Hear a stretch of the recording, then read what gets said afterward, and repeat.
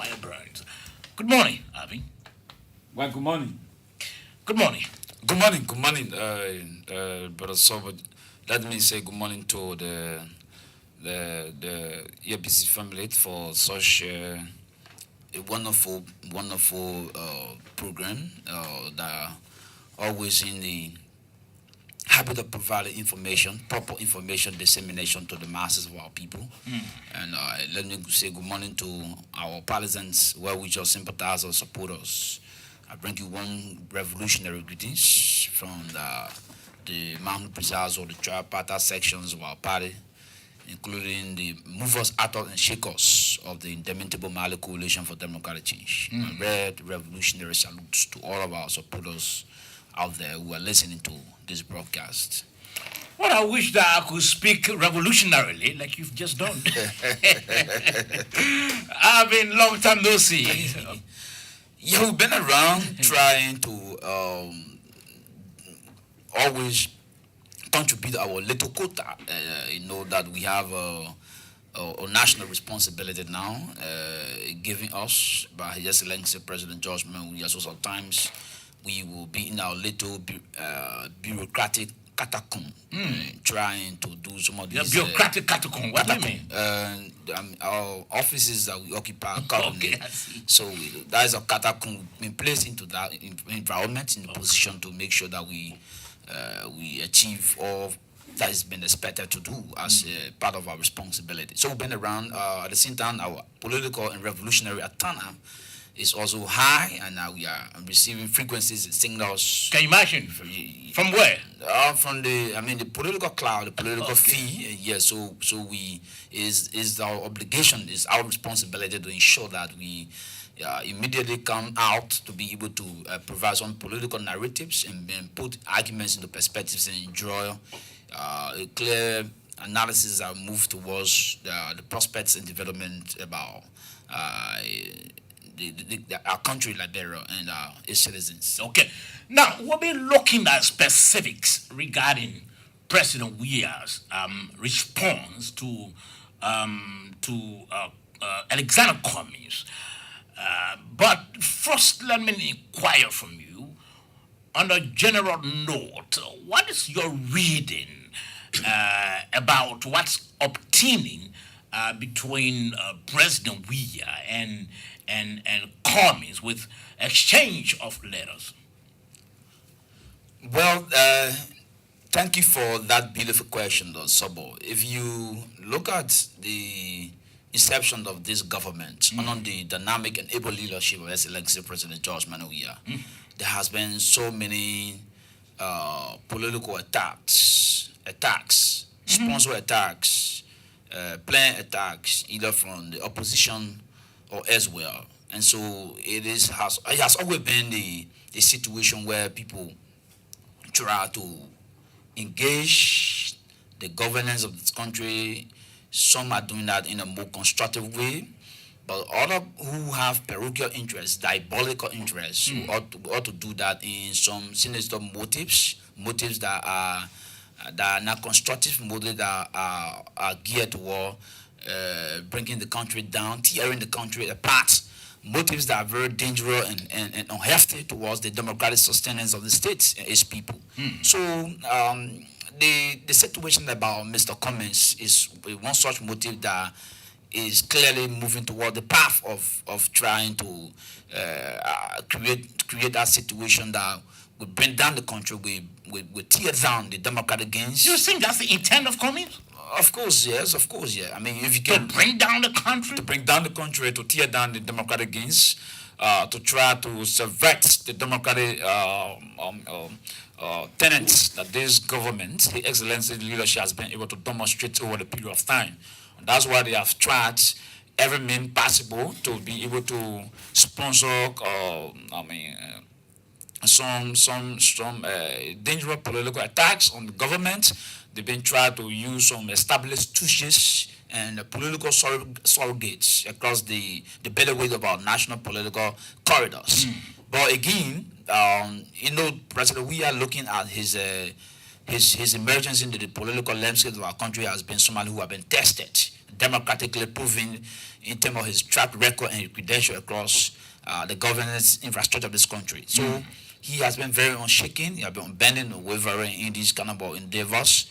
And with all over the lobbying and the maneuvering of the agents of darkness trying to trample his routine, his administration, he still enjoys the popular will, the popular mandate of the masses of our people across the land of this country, owing to the level of achievements, the deliverables, and the socio-economic change and the spectrum, the paradigm shift of governance from a so-called bureaucratic perspective to a much more demonstrating governance to the ordinary people that today they can have eyes to see and they have ears to hear, and you see developments and social economic initiatives have been brought to their doorsteps from all dimensions under the leadership of Excellency President George Manawiya. Okay, now you read the president's letter, but knowing the president to be one person who's open, has been open with his administration in terms of removing the issue of shady deals and all of that,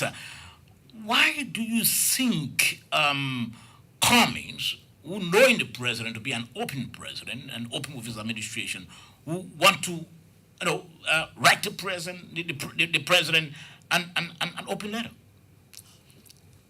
No, somehow we are in a political time. We are moving toward one of the biggest political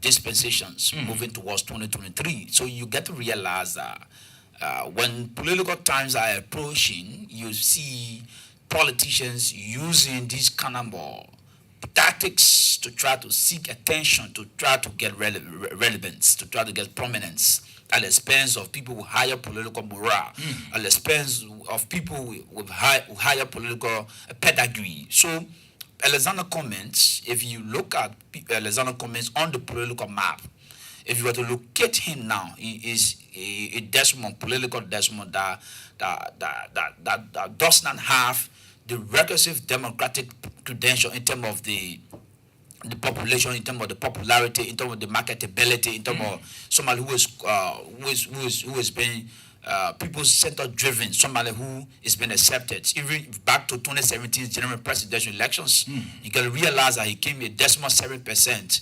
He could now win any county, any district for that matter. He doesn't have a base. He doesn't have a constituency, or he doesn't have a massive constituents that follow him like the way people have been attracted to the President George Manawiya since his day in the private sector before, catapulting towards the political agenda of our national governance and the political arena of our country. So people like Cummings, we understand that the best way to get relevance, the best way to get prominence, is to try to use familiar faces, popular political forces who are politically far bigger than what he thinks. So he feels that if I attack President Weah, I will be relevant. I will be at the center of our national conversation. I will be at the center of our national discourse, and I will be placed at all media headlines and talk show discussions will be discussed politically, but they are not compared. They are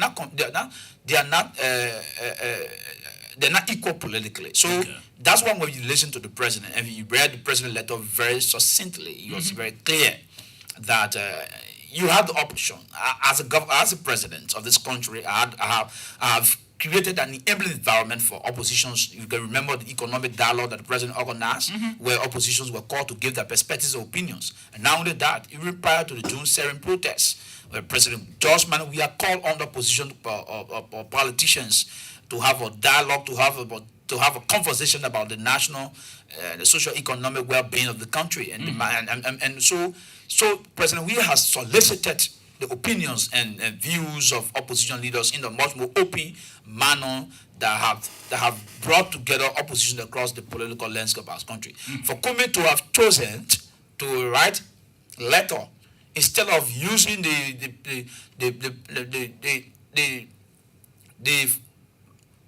path that President Weah has created, that is political, It was politically driven, and politically Do motivated. you think if Cummings had maybe decided to, see the president elbow to elbow and said, Mr. President, I wish to sit with you so that we can discuss a couple of concerns I have. You think that would have been proper? Then to go the route he went? Exactly, that would have been very germane. It would have been a sine approach, very proper approach to do, because the president runs an open government. He is the most accessible president in the history of this country. If you check President Weah's record, he has listened to opposition at times. President Weah, we have to call opposition leaders. If you insult him, he will still place a telephone call to you. He creates dialogue and a symposium for opposition leaders to come and debate. Even at times oppositions will disagree or will insult President Weah. We tend to use music to respond, to use his gift to be able to. So he have a friendly government. We have a friendly president who does not have no political prisoner under his administration, because of the level of the democratic tenets that he has brought to the national governance and the political arena of our body politics. So for Cummings to have abandoned all of these avenues and paths and decided to write a letter that was infested with monumental contradictions, letter that was engulfed with errors and emotions and sentiments and prejudice. And that's why the president told him in a very emphatic tone that, look, Mr. Cummings, I don't think that it was necessary when you have all assets and you have every other mean to reach to me as a colleague, as a friend, as a Liberian citizen. You are a state man. I mean, you are a stakeholder of this country. You got the right to talk to me on issues that matter to the group. Then to go the route you went. Then to go the route and try to use all sort of ill-fated diabolical mischiefs in your letter just because you want to appeal maybe to your support base in the United States or other places that you think that by attacking the president openly will give you some political capital. And that's what the president said. But you have abused that, and the president was very clear in a very robust and strategic response to school Cummings and provide maximum political education against some of these ill-fated allegations and assertions that he made against the presidents of this country. So the fact is clear, Mr. Wesseh, that the intent of Cummings was to first seek and create that sort of relevance for himself. Exactly. Do you think he succeeded? He did not succeed. He further exposed his limitation because the president schooled him and provided the counterfacts. And today that letter now has been used as the biggest instrument for the president re-elections. Because you think so? I'm telling you that it's not damning, it's not damaging. It's a good communication. The letter further exposed Mr. Cummings' limitation. Not only did they expose his limitation, the letter further provided political education and an eye-opener for the masses of our people who cannot juxtapose between the so-called remnants of the Chewy party who come from the class of the Cummings, the rest of the Uri, the rest of Baka, versus President George Manuel Weah, who have come from the humble beginning, from the slum community, from Gibraltar, and rose to national prominence, and today he's serving as president of this country. That letter cataloged so many things. That letter provided a panoramic perspective, a view of the president when he was not even thinking about the presidency. Okay. That letter also synchronized the achievements of the president of this country when he was senator. That letter also gave the president leadership role when he was playing his role as opposition leader in the context of the Congress for Democratic Change for the past 12 years. And that letter also asked fundamental questions to Mr. Cummings about where was he when the car went Ben Road? Where was he when 68 Booker concessions agreement was signed? And there were so many things that the president unmasked to the Liberian populace, and today that particular letter today is being archived. It's been archived. Students in high school, university students are debating the president response. And people and political pundits, analysts, commentators around the land of this country are saying that is the best response ever that any president will receive. And today, Cummings has gone into political incommunicado. think so? He has grown. Yeah, he has dissipated thin air. Yesterday, he wrote another letter that was poorly written and communicated. The president said, "Look, I'm busy now. I'm precise over the You don't think the president is going to respond? No. The presidency is not an essay competition. You can't reduce the Liberian presidency to an essay. There's no question or debate up. No. No. The president, in that letter, the president asking that let us take the debates to our people and not someone else in the diaspora, because it will not help you. Going to lobby and try to manipulate the political happenings of this country. The best thing you can do for yourself is to talk to the people in Nima County, go to the people in Grange, talk to the people in Lofa County, talk to the people in Maryland, convince them, give them your deliverables, tell them your platform. The president has a proper agenda for prosperity and development. He has cataloged what he wants to do in 6 years period. The issue of road, for example, development and construction in the country that is going on. He said that he will invest into the educational system of our country. You saw what happened? Today we have free education, we have free works being paid across the land and breadth of this country. Not only that, today he's just discussing about housing units being constructed across the land and breadth of this country. Not only that, you're also discussing about market infrastructure. Look at the Coverture market, for example. Look at the dweller market. You're talking about the erection of monumental state-of-the-art hospital in Bapolu County, for example. Those are the developments that the president has been able to achieve in a very short period of time. So if you want to be president of this country, you don't have to use these unpatriotic revelations and try to lobby against the people and try to suppress the very people and try to suffocate and strangulate the very people that you think you want to govern. So the president said, I will be on the ballot 2023. And if we are men enough politically, let's take the debate to our people. Now, you just, like you indicated earlier, that Cummings again had come off and opening letter to the president. He did the first, and the president responded. Do you think Cummings is under mission, apparently, on a campaign to just distract the president from all of what he's trying to do? I mean, if I would agree with he's on a mission, then that mission is a dead mission. Okay. Because even the president at the height and epicenter of racism in Europe, he was never distracted. President George Manuel Weah, when he was just an African footballer, when racism was at its apex, at the epicenter, the highest form of racism in the 70s, in the 80s, when he was playing football as a black African from Gibraltar, he was never distracted. So people are coming, yes, he's on a mission. The mission is that he is an imported bureaucrat. Imported bureaucrat? What do you mean? Brought in by Salif, they think that they can make him president. Not just an imported bureaucrat, but a political returnee who was not in this country. He just came in this country for the past 30 years. He was never around. Coming and let's think that Liberia is a plantation where they will sit for more than 30 years, 40 years, far away from this country, and later come back and they think that they can come and harvest political capital at the detriment of the masses of our people. So he's on a mission, but the mission is a very dead mission. And that's why today he's been rejected from the masses of the people. Look at the election results. In 2017, 7%. That is infinitesimal. That is a decimal achievement. So there are no match. And that's what President Weah said to him, that Mr. Cummings, you and your generation, you represent the Chewy party, the remnants of the old order. You represent the remnants of the status quo, the elite political oligarchy that ruled Liberia for 133 years.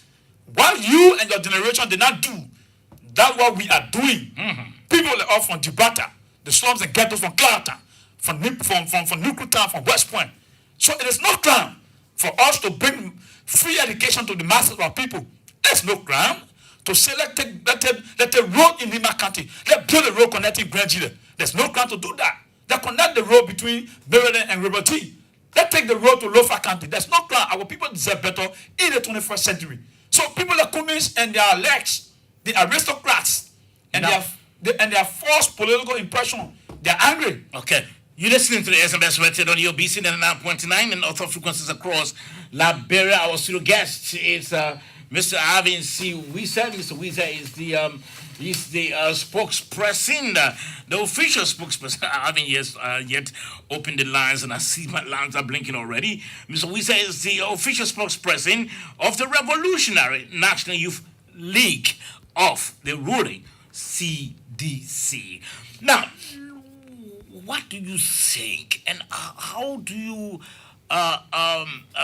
interpret further the response of the president on the aspect that has to do with the removal of magistrates? Well, the president was very clear. And that's what the president said. Let me school you, Mr. Cummings. He said that clearly. That look, Mr. Cummings, first of all, you got to go back to school and understand elementary civics. Mm-hmm. Because when you do civics, sober, you will learn about the three branches of government. The executive branch of government, the judiciary branch of government, and the legislative branch of government. Surely. And the legislative branch of government makes the law. Now, under the doctrine of the separation of power, the president does not interfere in the workings and the modus operandi of the first branch of government. It is the constitutional and legislative prerogative of the first branch of government to exercise that legislative proceedings. So what you see happening about the removal of magistrates is what the decision emanated from the legislature, especially particularly the Senate. And the Senate, before any law is passed or be vetoed, it got to mean the concurrence of the House of Representatives. And up to down, they have not concurred. There's no concurrence. Mr. Cummings wrote a very, poor communication to the president, telling the president to veto a communication that has not reached the president. And not only that, you've been complaining about elections in this country. The president said you're crying foul about elections. Under my administration, under our administration, we had several by-elections in this country, where magistrates, presence, elections results were announced in favor of the opposition accumulated in this country. Mm-hmm. My government applauded oppositions for their democratic achievements against the very government that I preside who are president of this country. So what's your fear? What's your fear? So the president said, let me school you that you must be able to understand the workings of the legislature. As a veteran senator, was that demeaning to say, let me school you, let me educate you? Was that demeaning, you think? Of Cummings? It's demeaning because, to say you vie for the arrondissement or the highest seat in the republic, one will be fundamentally schooled about, the three branches of government. So to have stood very low below the academic belt, that Cummings could not even juxtapose, could not even differentiate which branch of government makes law, which government enforces or executes law and interprets law. And elementary students in the grade schools will say, but this man is not knowledgeable about. The position that he wants. So it was quite demeaning to Cummings. Those who even told Cummings and misled Cummings to have written such a letter did not do well for him, actually. Did not do. So the president was respond was very clear that Mr. Cummings, 2017, summer, you were here. Magistrate president, we have 114 counties. And you know that forever.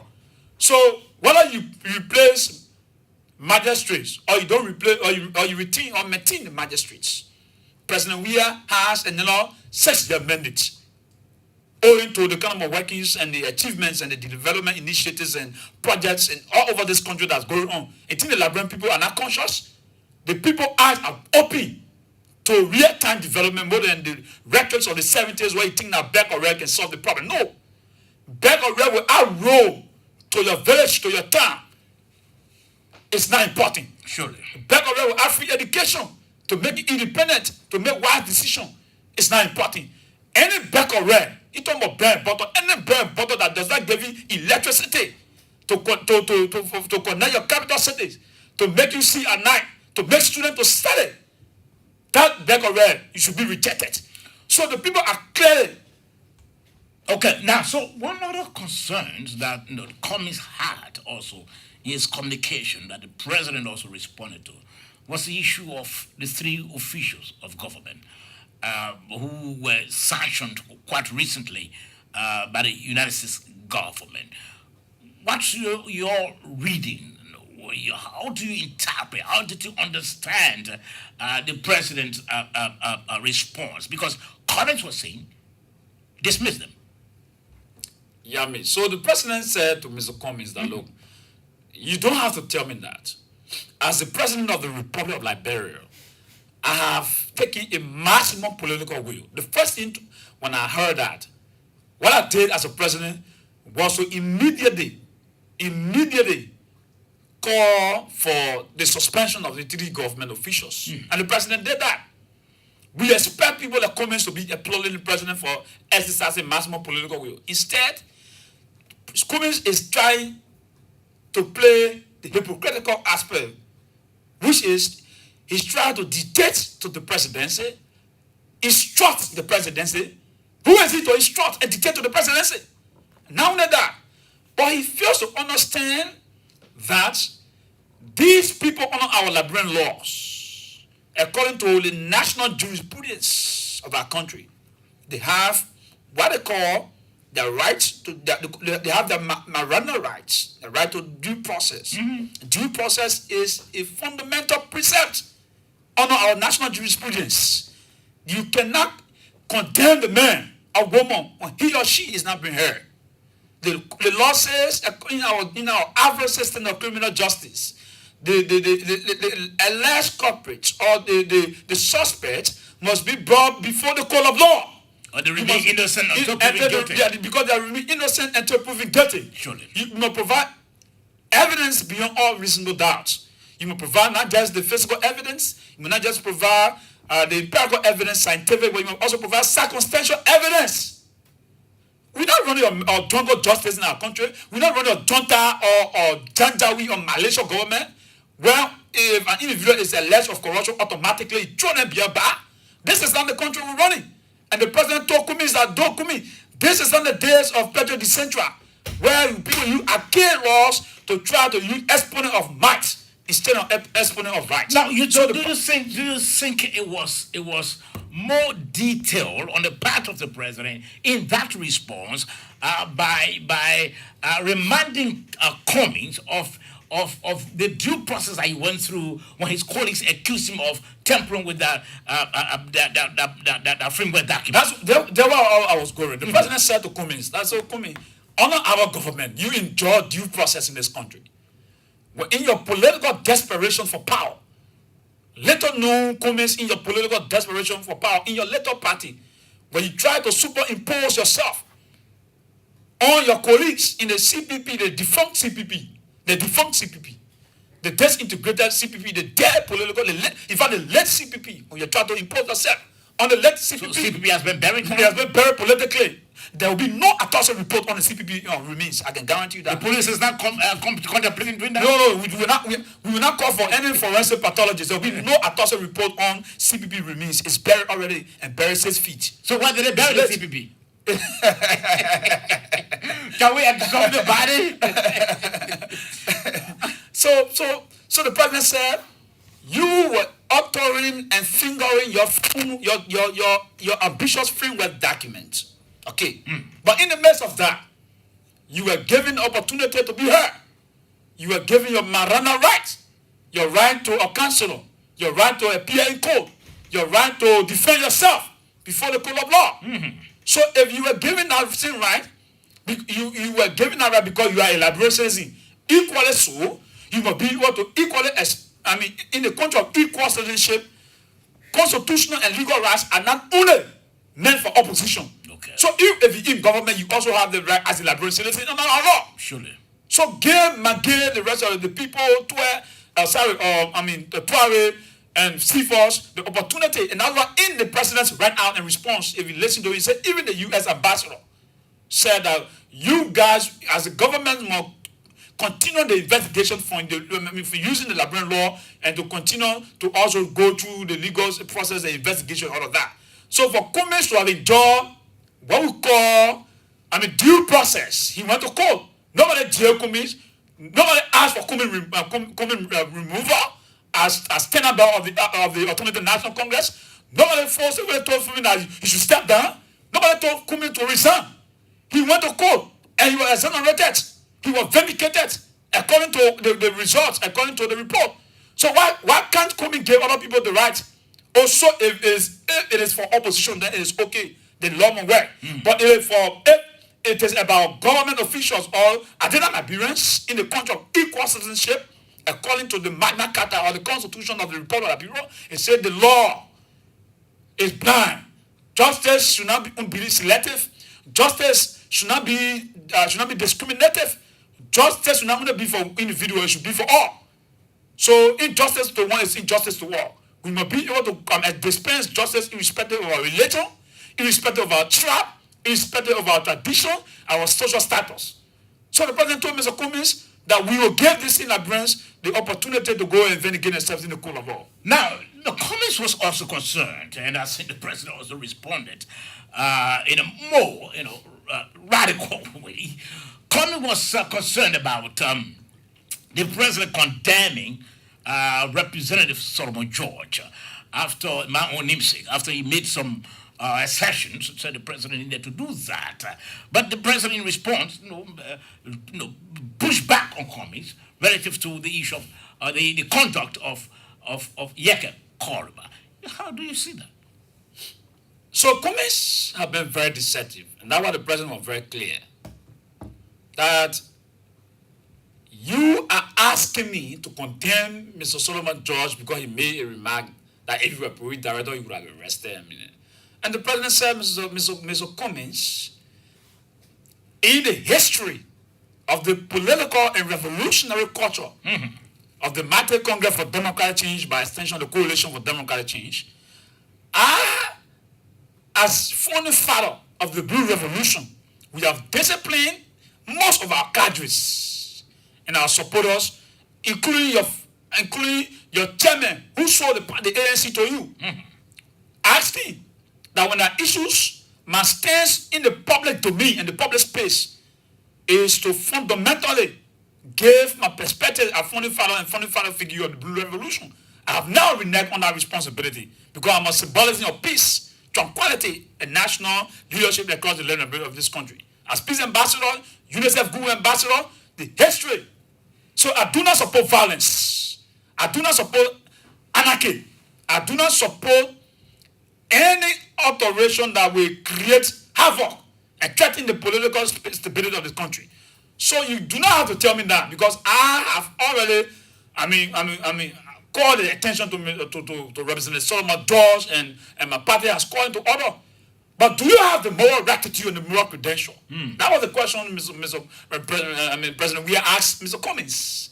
Because you sat in this country, You sat in this country, Mr. Cummins, where a senator that you support, Mr. Dallas Dillon, went on international radio, went on public radio, and said to the masses of the people and his supporters that he would throw stones at the convoy of a certain president, the most popular president in this country. These are exclamatory statements, inflammatory statements that will plunge this country into chaos. Do you know what it means, Sobo? To say the most popular president in the Republic of Liberia, the most popular Liberian citizen, to throw stones at the presidential convoy, you can't try that to Charles Taylor. You can never do that to Samuel Kanyando. Today, the statement that Dillon made, he goes with the culture of impunity. Nobody's after him. But Mr. Cummins, did he condemn the Dillon? But he made such a statement, reckless statement. He never condemned him. Yes, we have condemned Solomon George, but did he condemn Dillon? Did he condemn Dillon? Supporters from the CPP, the dead CPP, the late CPP, came on national radio and said on June 7, they took guns. In a democratic society where people sort of use civil disobedience to exercise the democratic franchise, you took guns in your hands. Yeke Koriba at the grounds of the Capitol building. Where we trying to consolidate the peace and stability of this country, protesters toting guns in their hands. And Henry Costa on international radio said, yes, they were gone in Yeke hands. Did you condemn that? You never condemned that. Not only that, your surrogates and stooges took flammable items at the grounds of the executive mansion that nearly got that fire to burn down this country. You supporting people who are making statements that will plunge the country into chaos and violence and try to threaten the peace and stability of this country. So you have never condemned that before. So you should not be you are the wrong messenger. That's what the president was saying to him. Okay, so you are the wrong messenger. A very short now, open the lines. But before opening the lines, Mr. Spokesperson of the Revolutionary National Youth League of the CDC, just quite recently, you heard about a fire incident at the home of the chairman, the recently elected chairman of the former ruling Unity Party, Reverend Luther Taben, when he accused, some officials of his party, specifically the chief scribe, Amos Troy, accused the government of being behind the arson attack on the home of his chairman. And the fire service came up to say, well, that was not true. Rather, the fire was as a result of extension cord. What do you make of that? Well, I think the fire service authority or agency did justice to that particular report. And George Orwell once said, and I quote, he said, during the time of universal deceit, telling the truth and truth-telling should be the hallmark of every patriot and every revolutionary. Surely. So it behooves people, it behooves us that a former, gospel man, because let me tell you, you see, when you abandon the church, you abandon God's work. You sit down and abandon the church. You should be praying Monday, Wednesday, Thursday, Friday, Sunday, you go to church and all that stuff. God gave you whole church to manage. And you abandon full-time gospel. You can't take unity party chairmanship. That full-time chairmanship, it means that you'll not be praising God, you'll be praising men. You'll be worshiping Baka and other people because you want power now. You don't want spiritual power again. You don't want to deliver people. You don't want to lead people to salvation. You want to get political power. So when you start to come, you start living a fake and counterfeit life. That's what happened to him. He was a good man. But the party has a tendency of changing people overnight. To lie, to steal, to kill. That's what I do it to him. I pity him. I pity the condition. He's driving toward antichrist activities, but this is not the issue. Now look at his record, history in this country. Where is the political value? What is the political gravitas that he brings to the national theater of our politics? Is he a threat to President Weah's re-election 2023? Is it not? Is he a formidable chairperson? Is he compared to even our Masawara County leadership in Masawara County? Who know him? What is the political value? Who know him across the length of this country? What does he bring to the national disco? He's just he's a newest But he's not running for the presidency. So he's not running. He's not running. So nobody's after him. Yaga Koluba will shot the president and nobody runs after him. He still lives at the old road. He lives there. Nobody cares for him. Henry will come and shot the president. Nobody cares. This is the government where people demonstrate. And students and protesters are giving chicken, salad, and sausages and driver everything to eat and giving cold water at the government. So who after Luther Tabe in this country? To go on at the Syria and lie. But it's a political sin. He gotta repent. He's a man of God. If he's listening to me, if he's listening to me, he gotta repent. Because if you don't do that, judgment will come for him. This is very serious. Nobody after him. The government organized June 7 protests and gave protesters water and demonstrated in this country. Nobody went after. Today, U.S. lives a peaceful life. Today, Communist lives a peaceful life. Today, Baga lives a peaceful life. Today, Costa lives a peaceful life. Today, Yaka Goose, he stays on car and shots the president every day. He goes to where he goes to his house. Nobody is after him. So who is after a little noon, a political nobody, in the chairman, the Tony Deska chairman of the Unity Party, and you go and lie on international radio and you say, finally, the government bring your horse. Finally, I think it's wrong. He must apologize to the president because this is not going to. It's not bringing a good image for this country. President Weah has been able to maintain the democratic gains of this country for the past 4 years, and today there's no political person in this country, and people like Tape must not be the one to try to derail the democratic gains of this country by lying on an oath. Because if he does that, it will continue to show how how incredible he is and how desperate he and his legs are in terms of wanting to unseat the president. There's a wish finally, Mr. Wesseh, 2023 is just around the corner. What do you think could be the prospect of the ruling coalition? The writings are on the wall. So I don't need to be a John the Baptist or a prophet to be able to predict. But if you were to clearly look at what will unfold, elections are not won during election days. Elections are won before elections. So if you look at the political variables, what has changed moving forward? Today, look at civil servants are taking pay. Have you heard civil servants demonstrating for salaries? Today, there is macroeconomic stability in the country. Our growth rate projection is being projected around 4.9 moving forward. Our per capita income is moving from $601 to $602, which is a gain for this government. And not only that, you're looking about the issue of health workers. Teachers are no longer demonstrating here and there for salary. So the political variable, the dynamics has changed. So you have a president who has won 14 counties out of 15, 2017.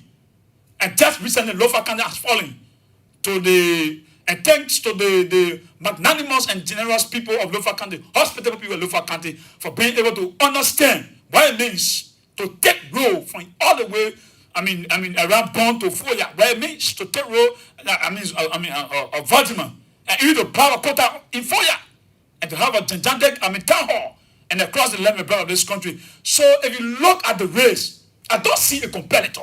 Real competitor that can match the duel, that can match the real and duel ticket 2023. So you are saying that given the political variables, as you call it, that going to culminate into victory for the CDC? 15 counties, there will be a sweeping victory. If because of political electoral formality, that's why you see that they will conduct the election. But the people don't have a candidate. There's no party. To win election year, you must have a very strong candidate. You must have a popular candidate more than George Weah, more than President Weah, and more than Joe Howard Taylor. You can bring Kumi who doesn't have a base. 0776-540-987, or better still, 0880-514-096. That's the numbers to call, and you are live on the SMS. I told you, and the fire burn was coming to the studio. Good morning. I'm okay. Good morning, sir. Go right ahead quickly.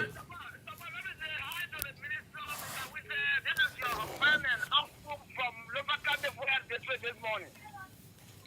Okay, Mr. Minister, thank you so much for your expose. We just telling you info. And the CDC have become a full host of this country. And we're telling the citizens, even that guy, why he doing, Governor Miles will beat the one election. Thank you, Mr. Minister. Many thanks also. Let's take this other call on the line. Good morning. Good morning. Oh, let's take this call on this other line. Good morning. Hello? Yes, good morning. Let's hear from you. Yeah, he's not ready, and then he called. Let's take this call on the line. Good morning. Good morning, Davaro, and good morning to our studio guests. My name is CDC Revolutionary Youth, and I'm phoning from the headquarters of the Veterans Bureau on the Bagube Avenue in Togo community. Mr. George, magistrates throughout the history of our country, magistrate has not been deciding on who become president of this country.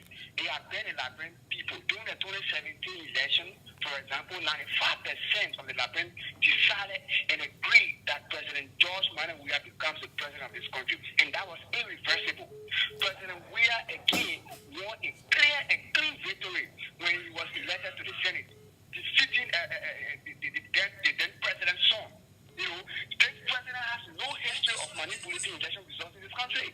Unless this opposition want to tell us or want to remind us that the results of the elections that were held in 2005, 2011 were decided by magistrates and not the people of this country. So they should not be afraid.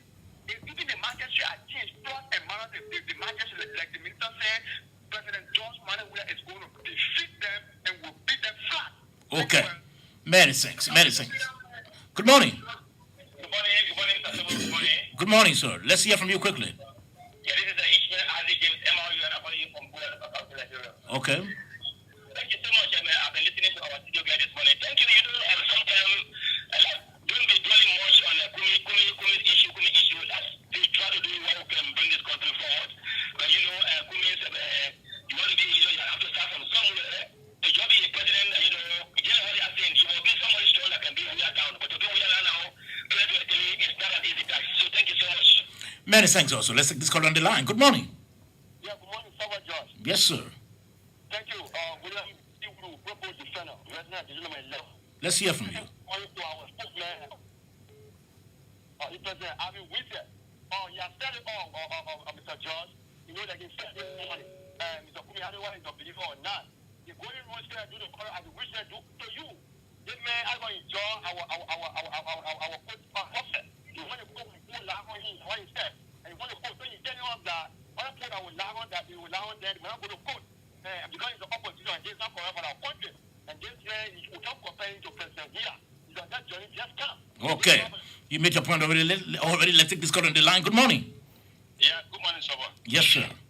Yeah, my name is Ishmael Kamara, calling this morning from Painesville. Mm-hmm. And let me appreciate the Cambridge studio.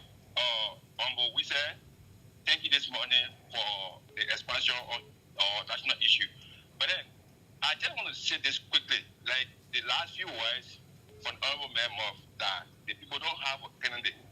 So, Cambridge, you said it right. They don't have a candidate in the sense that there is no competitor to this president. I mean, this president who has done his best for the last 5 years, I don't think that these people who are calm with rhetoric, who are calm with a lot of distraction to national development, I don't think they can be able to stand in the gap tomorrow, come October 10, 2023, to remove this president from office. Because the fact of the matter is that we as people who are supporting the president thought that we would have a strong opposition against this president so that we can be able to move our country forward. But unfortunately, they have come with deception and lies. So let me just show them that they have nothing to offer in this country. Okay, you made your point already. Really let this president come 2023. Thank you. Okay, many thanks. Let's take this call on the line. Good morning. We're taking a 3 more calls and wrap it up. Good morning. Good morning. Oh, it seems that caller is not there anymore. 0776 540 987. Good morning. Yeah, good morning, Pastor. Yes, sir. This is Abu Shawi. I'm calling from Japan Ferry, Amanga. Let's hear from you, Abu. Yeah, hey, my brother. My brother, thank you. God bless you, my brother. You said it all. You did it. The really hunter, oh man, always on the really hunter, always done. You do all the amount of year in this country as an understand all the one day doing what this war 14 years. No one going to be from you.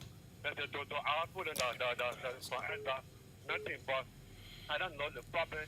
Just putting that telecom president here and your own dollar. You will also understand that you are Togolese, but however, we will manage you, okay? That you are Togolese, okay? But however, we will manage it. Okay. Don't don't be so much like that, brother. Yeah, thank you very much. I understand. Many thanks, many thanks. Let's take this last call on the line quickly. We try to take this last caller. Okay, the caller is gone. 0776. Just one more call and wrap it up quickly. 0776 540 987 or better so 0880 514 096. That's the number to call. And you are live. Good morning. Good morning. Yes, good morning, sir.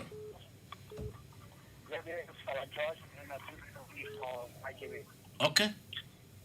I wanted to salute veteran mentor, in fact, Honorable Wesseh, for providing the very benefit and the readiness on the wall.